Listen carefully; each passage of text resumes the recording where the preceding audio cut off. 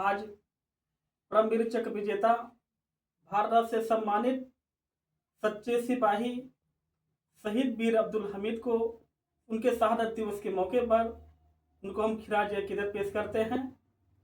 और साथ ही साथ आज मुस्लिम इदरीसी महासभा की माया बाजार अयोध्या की टीम की तरफ से समाज में व्याप्त पिछड़ेपन को दूर करने के लिए तरह तरह के प्रयास किए जा रहे हैं।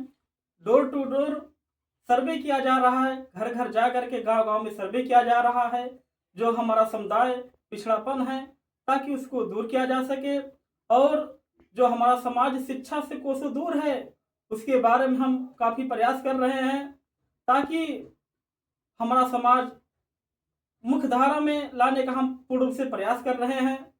आज यहाँ पर सैकड़ों लोगों की भीड़ है, आप लोग देख सकते हैं जिस तरीके से आज पूरे अयोध्या जिला नहीं पूरे देश भर में आज शहीद वीर अब्दुल हमीद के शहादत दिवस मनाया जा रहा है। जो आज हम लोगों को उनके मार्गदर्शन पर चलने का प्रयास करना चाहिए। शहीदों के मजारों पर लगेंगे हर बरस मेले, वतन पर मरने वालों का बस यही बाकी निशा होगा। और आखिरी बात कहकर मैं अपनी बाड़ी को ही विराम देना चाहता हूँ।